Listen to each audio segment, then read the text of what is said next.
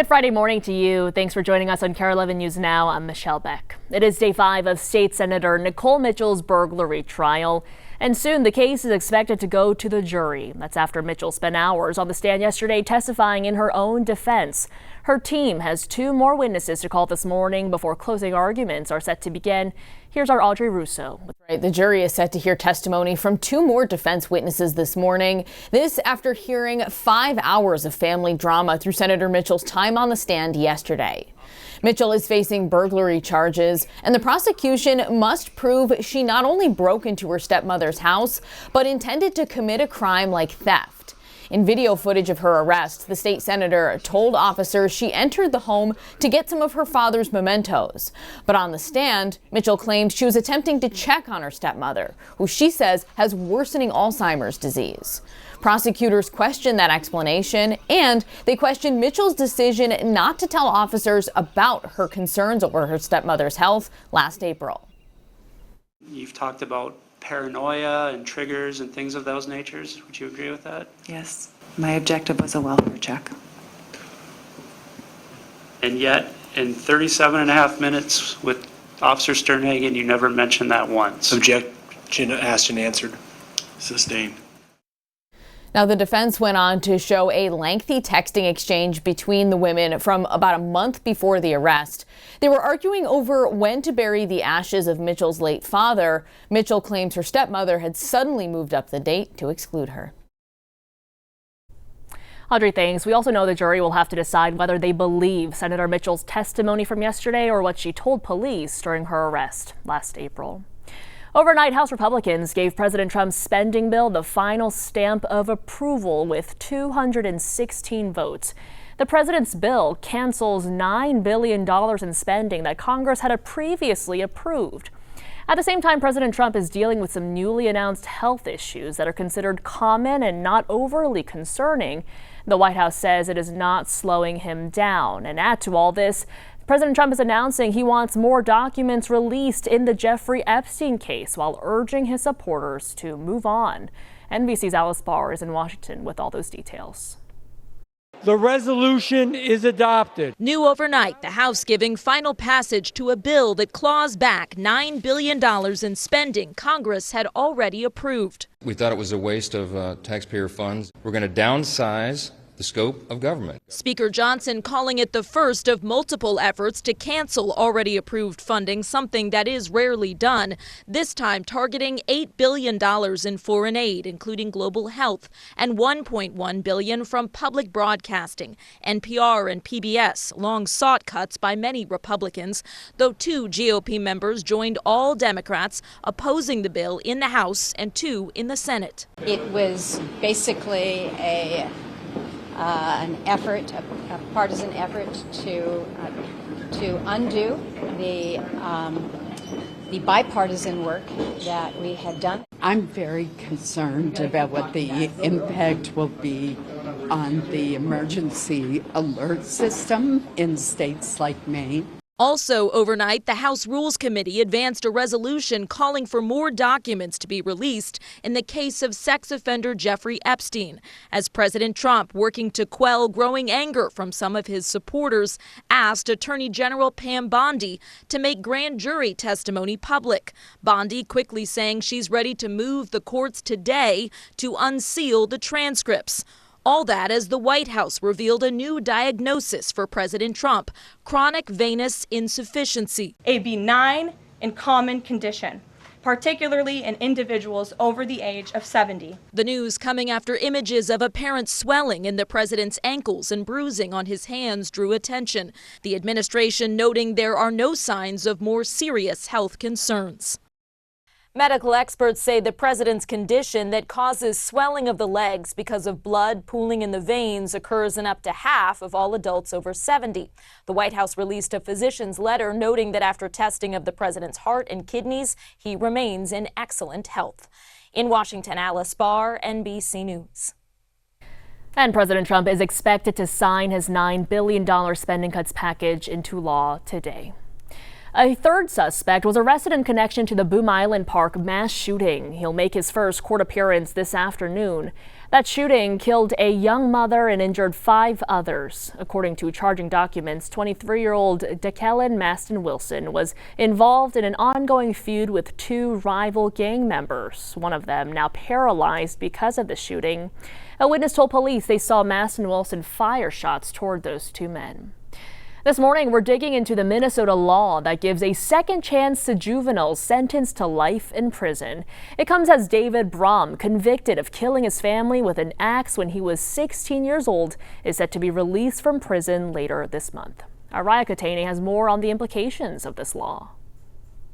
We are seeking another member of the family.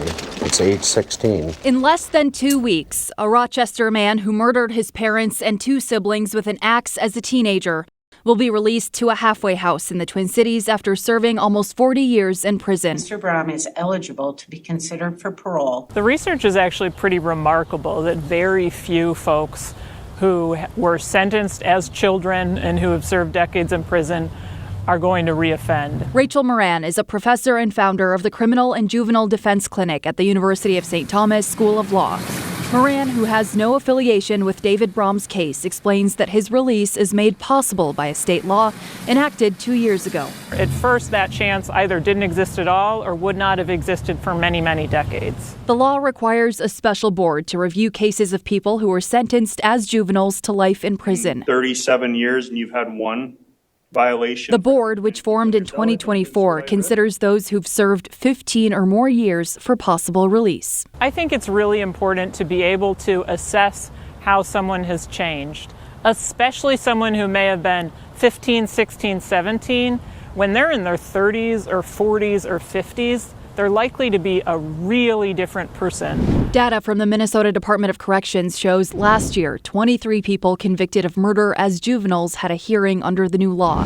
19 of them were denied but can try again. 4 of them were granted parole. I hope that some of these folks get out and can show that they're ready to contribute to society in ways they've been wanting to do for many years and haven't had the chance. Well, and by the way, Minnesota is one of 28 states to have this law. According to data from the Minnesota Department of Corrections, there is a backlog of cases that the new eligibility rules have been applied to. They anticipate they'll work through that backlog by early next year. This morning, some answers about what happened to the water in Golden Valley, Crystal, and New Hope that forced businesses and residents to boil their water for days. The city's Joint Water Commission says it all stemmed from a computer problem. Parts of the system stopped communicating, and that prompted Golden Valley and New Hope to cut themselves off from the system, which then caused water pressure to drop, triggering that boil water advisory. Crystal's city manager said they've been considering for months whether to get the entire system checked out. Our local housing market just hit a new high. When Minnesota realtors crunched the numbers last month, they found the median sale price in the Twin Cities metro hit $400,000 for the very first time. While sellers might be happy to see that increase, affordability is also dropping to new lows. Ken Erdahl has the story. Going from an employee to the owner of Lake Street Auto Center 5 years ago took a lot of hard work. It's a gigantic effort. But if Santiago Wachamin had to pick the bigger struggle, buying a business or buying his first house last year, I will say buying the house, especially in the market that we are at now. According to that June report from Minnesota Realtors, not only did the median sales price surpass the $400,000 threshold for the first time in the Twin Cities metro, the median statewide also set a new record of $370,000. We have a shortage, and it's not just in the state of Minnesota. I'm seeing that nationally. Jennifer Livingston is president of the St. Paul Association of Realtors and says even though it was only a matter of time before we hit that benchmark, it's still a big psychological hurdle. So we get to be a therapist and all the things as a realtor.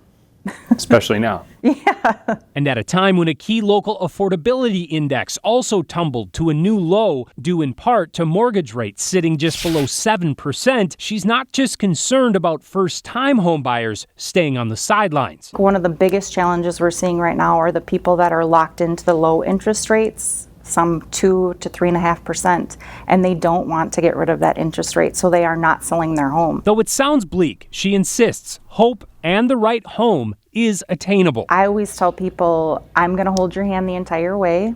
And it always starts with working with a really good loan officer. We're spending a lot more time with them up front before we actually take them out to look at properties. For example, she says the state's homeownership programs have connected many to state and local down payment assistance and in some cases, forgivable grants. And then we also have other local banks that are offering a fixed rate mortgage with certain income restrictions at a 5.25%. So if they're not a now buyer, by working with a loan officer now, they can find out, okay, well maybe I'm a 2-year buyer. Santiago thought that would be the case for his family until his lender helped connect him with a VA loan as a member of the Army National Guard. It took a lot of sacrifice for us to get the home that we have, and even us, our house, we have to sub-rent part of it to afford it, because otherwise we will not be able. And he says that's especially true 1 year later. We can see the prices increasing and people can't afford much anymore. I see my employees, they try to get there, but it just gets really hard. Ken, thanks for that story. We're waking up to a big surprise at CBS as the network announced it is canceling Stephen Colbert's Late Show. It's not just the end of our show, but it's the end of the Late Show on CBS. I'm not being replaced. This is all just going away. Statement, CBS executives say it is, quote, purely a financial decision against a challenging backdrop in late night. CBS went on to say it is not related in any way to the show's performance or content. The final show will be next May. Now, in just a few hours, the second annual Minnesota Yacht Club Festival will kick off. The 3-day event expects to see about 35,000 people every day, and the 30-act lineup is stacked with performances from tonight's headliners Hozier and Alabama Shakes, along with Green Day, Fall Out Boy, Sheryl Crow, and Weezer. Now take a look at this. It was 39 years ago today when KARE 11's helicopter, Sky 11, captured unbelievable footage of a tornado moving through Fridley. We showed the tornado live during our 5 p.m. news, giving people a rare look at a twister from an above-ground vantage point. Our photographer, chopper pilot, and video made news around the world. That tornado spent 16 minutes in the Springbrook Nature Center, causing damage there and to area homes. We're going to stream special coverage of the tornado over the weekend right here on KARE 11+. Do stick with us. More news and weather coming up right after the break.